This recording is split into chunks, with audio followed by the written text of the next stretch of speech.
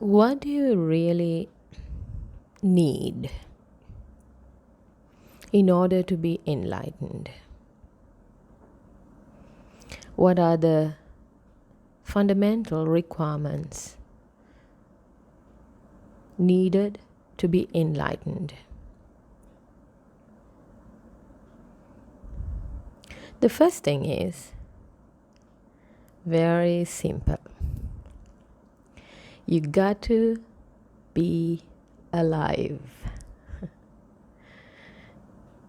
If you're not alive, if you're not breathing, if you don't have the most important thing to know anything about life, including enlightenment experience, you got to first be alive.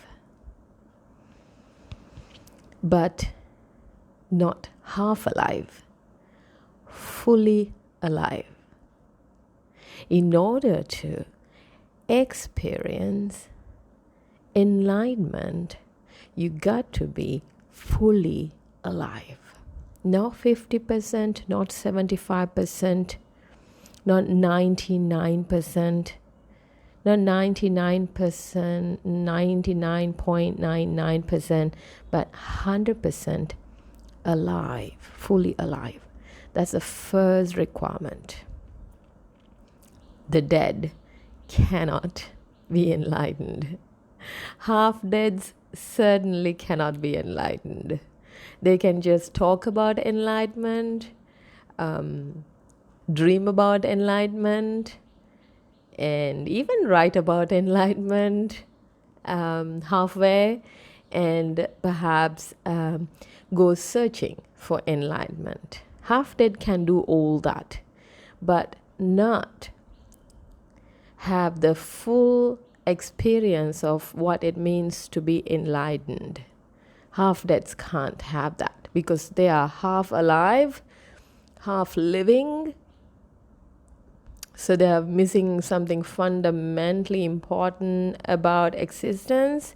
So if until they get hold of that, what it means to be fully alive, they cannot be enlightened.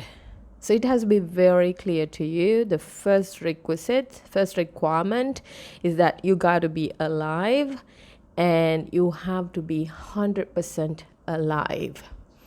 And in one of those moments, even though it is just very brief moment of liveliness, you can have a glimpse or a fully fledged experience of enlightenment. It's possible. And this process of enlightenment, for some people, it comes in that moments of aliveness. It can come like a full big bang, as like a absolutely different, unique, one of a kind.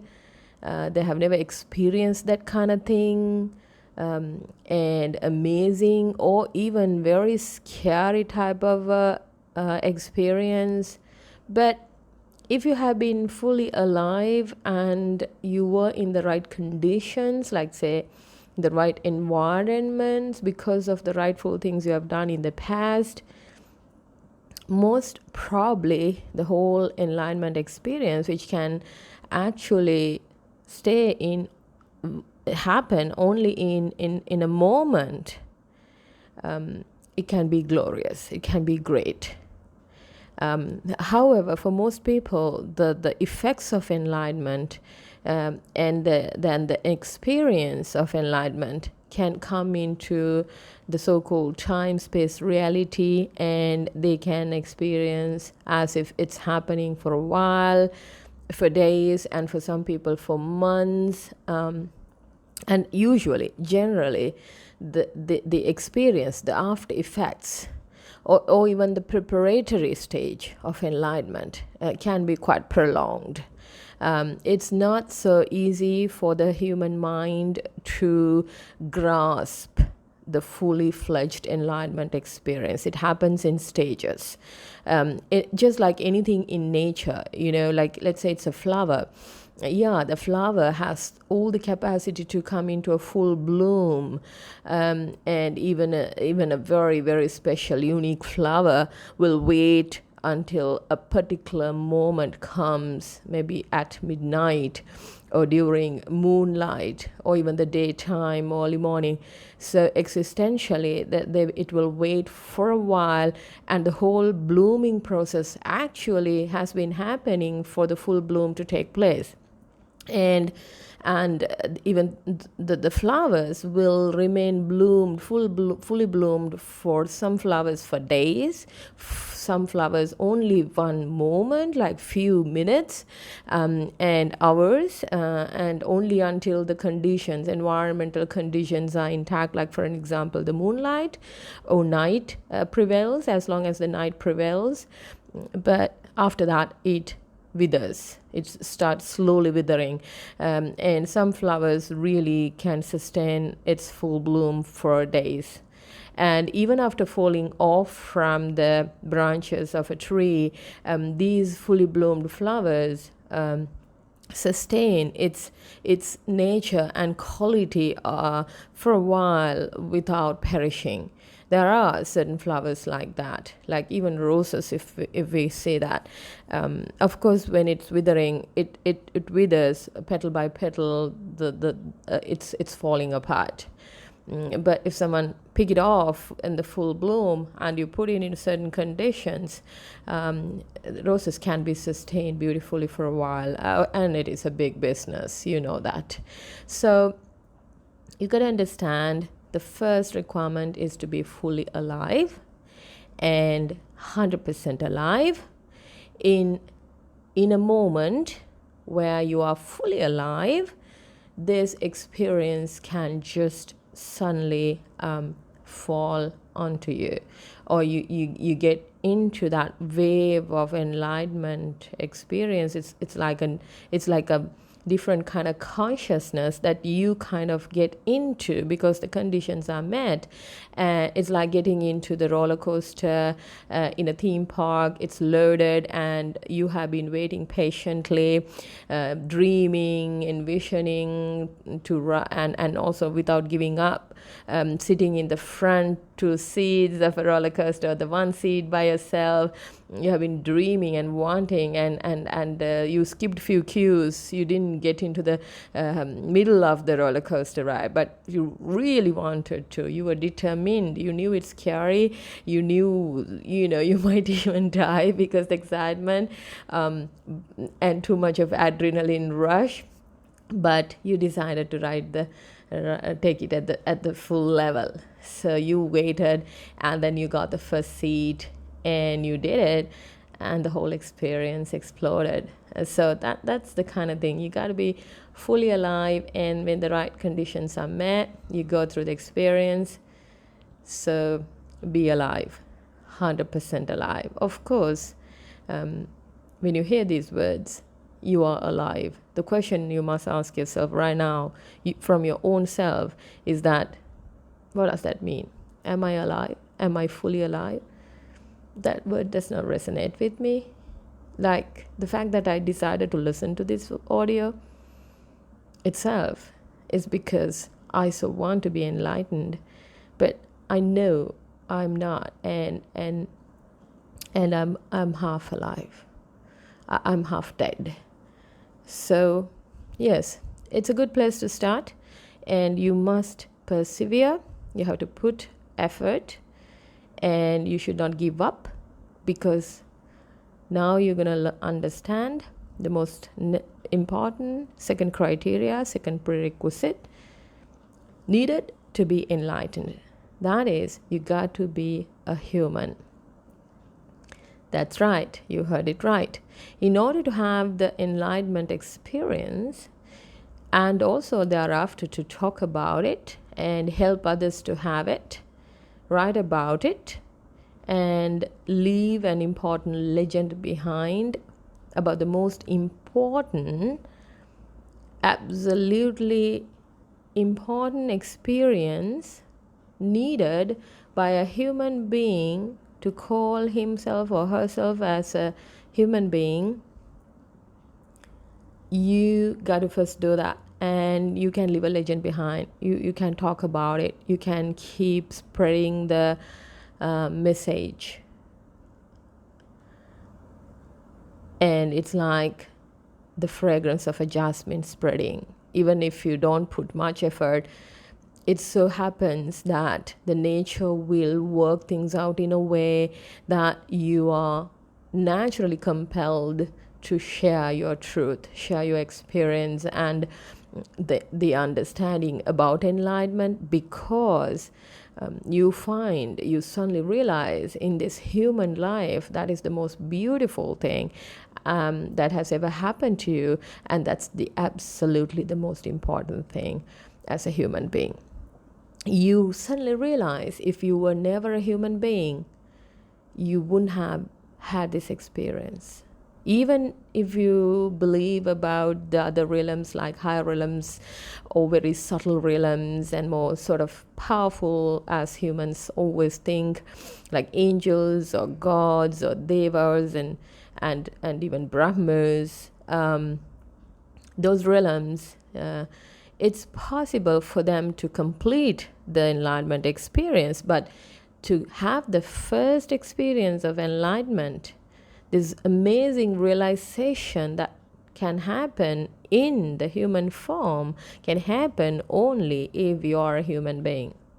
I mean, it's simple as that. Now you are listening to this audio because you really want to be enlightened, and you know something is not really fundamentally right in your life. With all that money, with all your loved ones around you, with all your qualifications, with all the so-called physical health and even mental health or clarity that you think you're a good human being and you're okay, and maybe you may think you are happy and comfortable with your life, etc.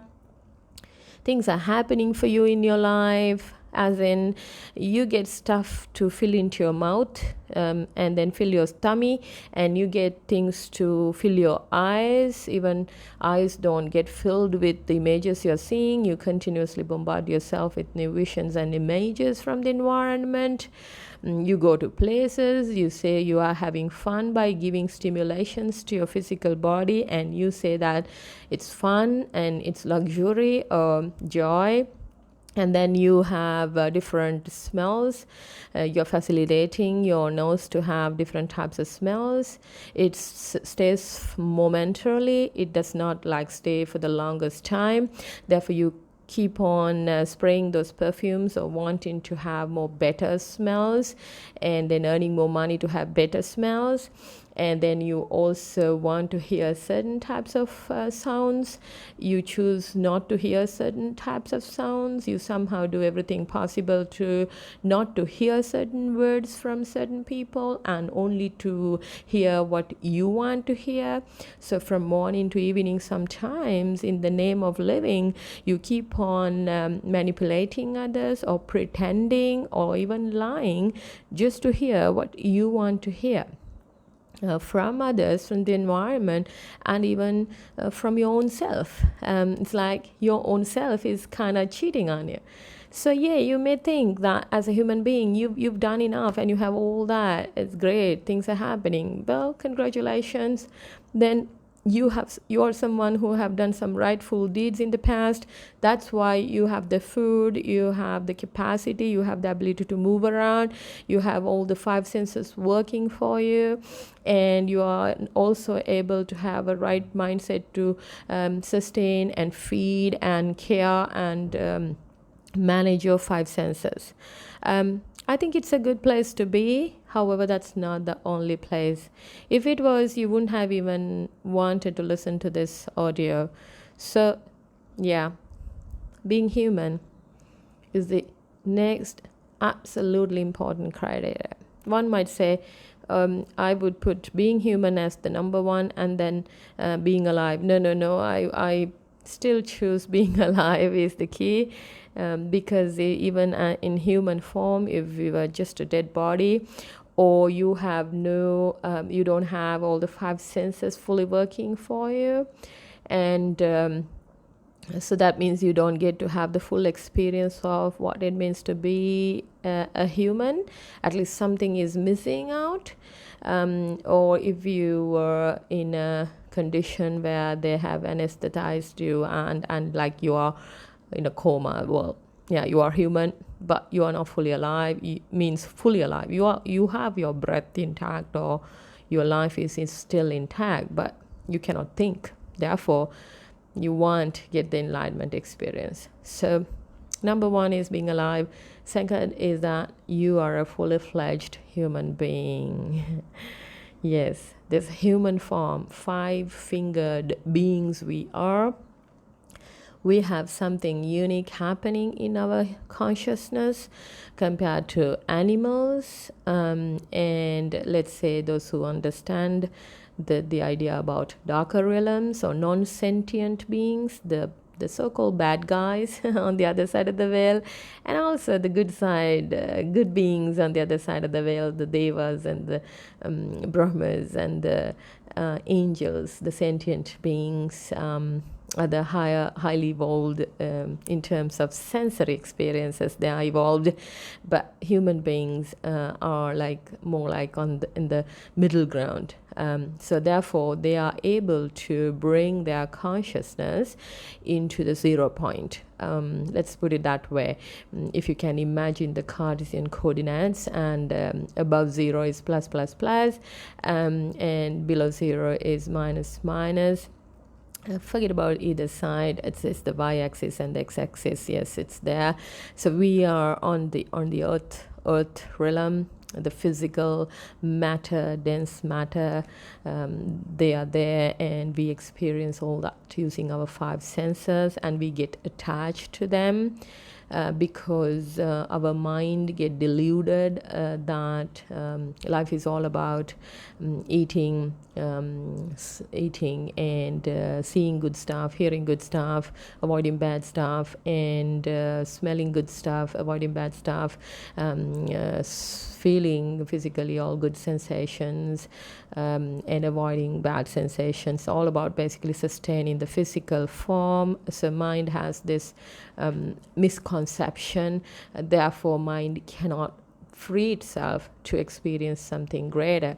However, the consciousness, that liveliness of human form is that it has the capacity to touch the upper realms, the plus realm that is above 0, and even it has the capacity to touch the lower realms. That's why some people say, all right, certain parts of the world, certain part of the countries, even societies, some human beings are acting like animals and cannibals, and like non-sentient beings, as if their consciousness is no longer acting on the human realm. Yeah, fair enough. So you understand this basically, at least on the surface level. So human consciousness is super powerful, that it can actually finally sustain in that 0 point without getting attached to the pluses or minus, and then fully experience what it means to be a human. And in that process, they have this thing called, most important thing that only a human can experience, is to be enlightened. Of course, if that enlightenment happened in certain way before their physical departure, which we call death, and the enlightenment experience happened to an extent that after that there wasn't enough energy, fuel in the system, that is the physical body and the mind connected, like the life basically did not have enough fuel to sustain for a long time. But the first phase of enlightenment happened, and if their mindset was strengthened to a greater level, means the plus side, they will have a new birth at a higher realm, and then some can complete it in that realm, because the energy that they accumulated, the power of, like the really the depth and the intensity of the enlightenment experience is really powerful. So but they didn't have enough power to sustain the full human form for a long time on the human realm, so they still will create a new life on a higher realm and then finish this task. It also can happen, but it's an autonomous process. They are not doing anything in higher realms. They can't do, unlike humans, but they can just finish the task. Because the mind has evolved to that level. They no longer have their physical body in that way of human form, like in the dense form. At Deva level, it's very subtle, but at the Brahma levels, it is almost, certain Brahma levels, it's almost not there, but the being is there. So since the mind evolved to a higher level without even the physical experience, so to say, but the information lot is there, so they will continue the business of the full experience even at that level.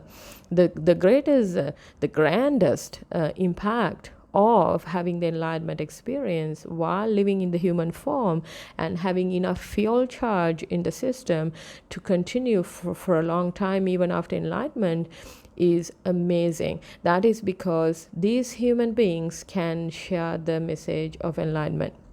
These human beings can help others to be enlightened. They can be a friend, they can be a guide, a teacher, or a guru to those who are genuinely seeking enlightenment. So now you understood the second important criteria, which you are in. Obviously, that's why you have ears and you have the capacity to access the internet and then listen to this audio. And certainly you would have had a great friend who shared this link with you. So it's a good place to be. Congratulations, you're a human. Work it out, and put some really genuine, absolutely 100% genuine effort to do fulfill the first criteria. Seek help, ask for help, and get the right guidance, what it means to be fully alive. First figure it out, because without doing that, you cannot really possibly have the thing called full enlightenment experience. And the third criteria, there are only 3 criteria. So the third one is that you are now fully alive and you know what it means to be a human. Like, you really know, you think you know that you are a human being, and yeah, you know, but you know it half. That's why you are living half. Right? You're living your life half because you know who you are only to a certain extent. You don't know. You think you know kind of how to navigate life through life with the body and the mind you have somewhat, but not the full scale realization about even your existence. So the third one is that you got to have a moment, like just a moment where in the human form, being fully alive, in that very moment, you hear the words spoken to you as to what you could do or what you need to understand to be enlightened. In a moment, just a moment, it is beyond time reality.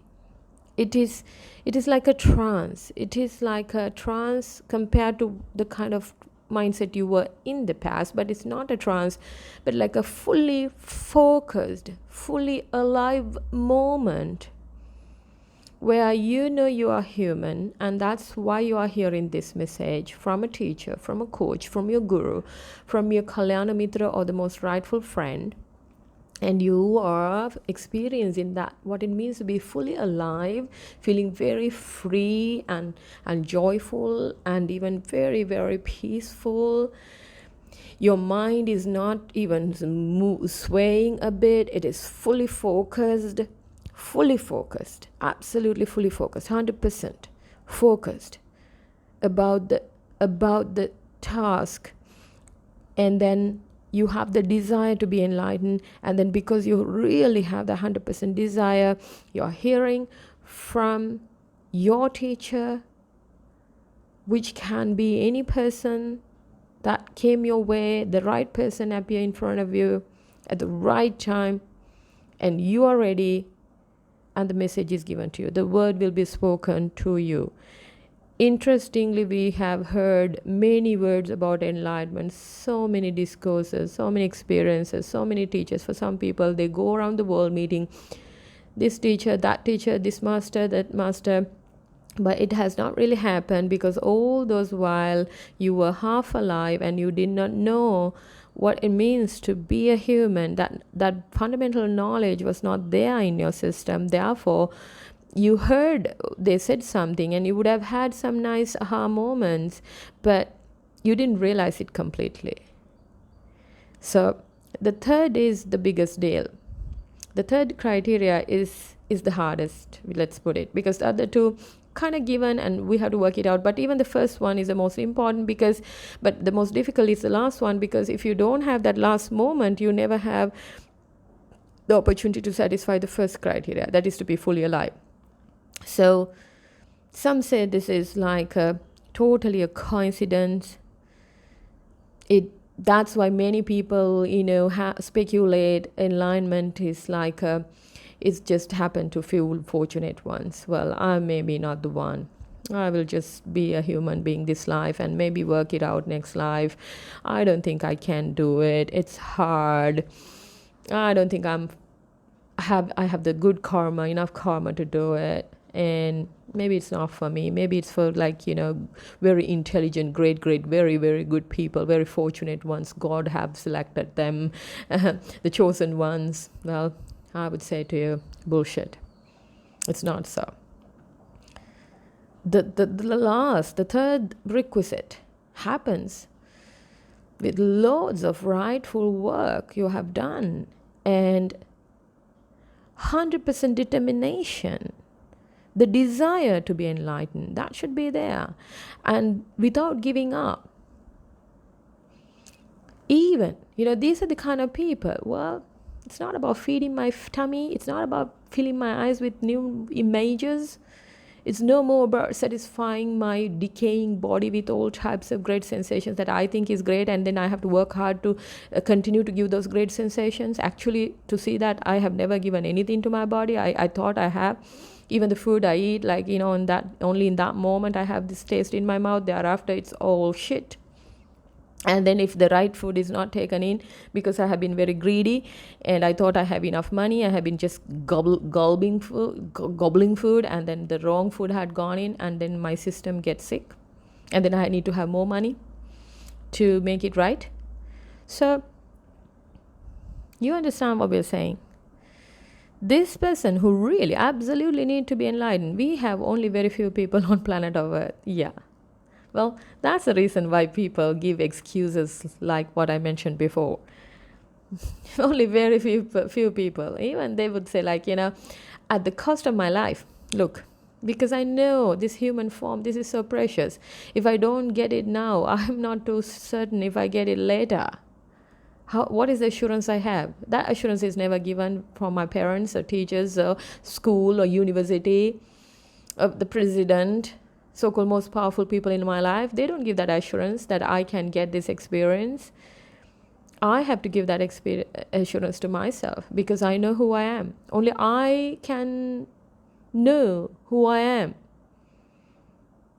And I'm willing to take that risk of knowing who I am during this lifetime. That's why even the experience, some people refer to the enlightenment. The word enlightenment is referred to as meeting God, like born again, really being a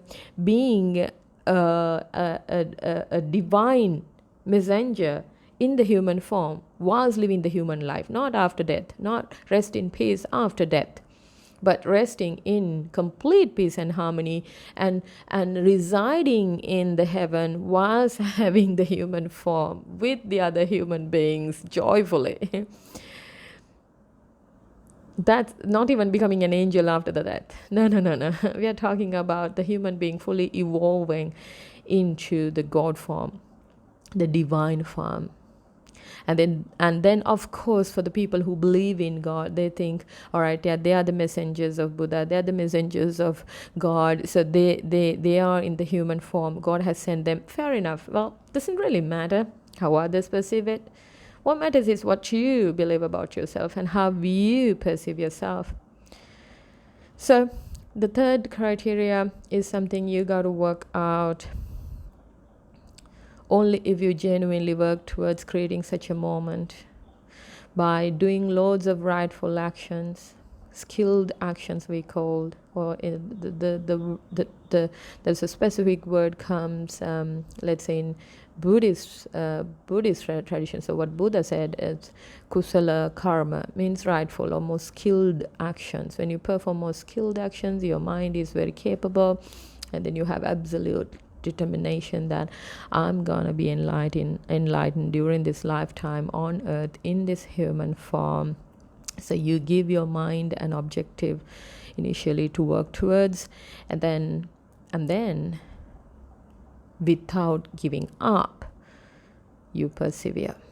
You keep looking for the right teacher, and there comes a moment, because of all the good work you have done in the past, all the skilled actions, now suddenly your mind and even the body, basically yourself, the whole consciousness is now fully ready to come home.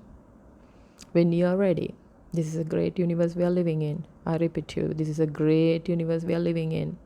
The greatest things can happen, and things come to you when you're ready, not when you're not ready. Glimpses and sort of guidelines about where you are heading might come. Milestones you might see on the way. You will meet many teachers, and they will guide you in many ways. Everyone is actually telling you the right thing. It's just that you don't hear it the way you're supposed to hear it. So you don't hear the right words spoken to you. So that's because you were not ready. You were half ready. So but all that knowledge is also very useful. Just like a caterpillar keep on eating, because that's the only thing it knows. It doesn't know anything else. Existentially, the caterpillar keep eating. So many of you who are listening to this, certainly seekers, the ones who are still getting ready to gobble food of knowledge, initially knowledge. So then the knowledge become a true awareness, your own wisdom. Initially it's just a knowledge, just a piece of information, some words, some sentences. But that's what the caterpillar does. And caterpillar does not know at what time it will become a butterfly. It can intuitively know, but we don't know. Only the caterpillar knows. It feels, because it's that intelligence is already embedded. If you are a caterpillar, the intelligence of becoming a butterfly is also embedded in your system. But imagine if a bird comes and pick up the peg the caterpillar and eat it, then the caterpillar has lost its opportunity to become a butterfly during that lifetime. Well, my friends, you got to know that can happen any time in your life. So you really have to be absolutely 100% sure you want to be enlightened, and then work towards that. Put that as the first priority in your life. Rest, yeah, I'll do afterwards. But many people do all the gratification of five senses thing, thinking they're the body first, and then if there's some time, I'll do some spiritual work, or I'll do some meditation, I'll listen to some Dhamma, I'll meet a teacher. It happens only afterwards. Well, no, those people can't.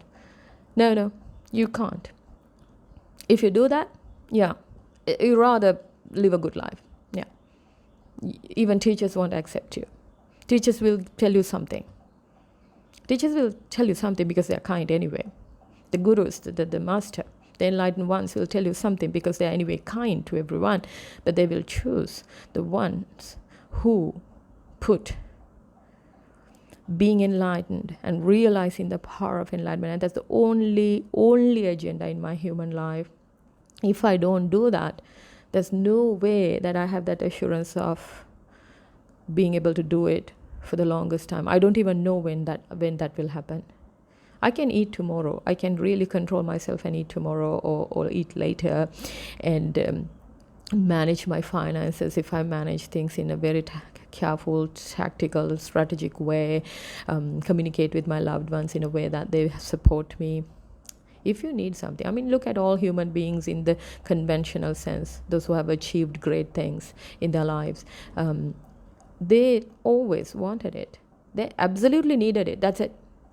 They are the human beings who have changed this world, changed the history, created a legend behind, and they didn't settle down for something less. That was their highest priority. Some even were in a prison cell for years, still their mission was accomplished on earth. So, yeah, that part of the message must be very clear to you. If you didn't hear it very well, please rewind this, listen to them again. That shows that you are absolutely one genuine seeker. If you are a genuine seeker, the nature, God, existence, and even the teacher, your right teacher, will pick you. They won't give up on you.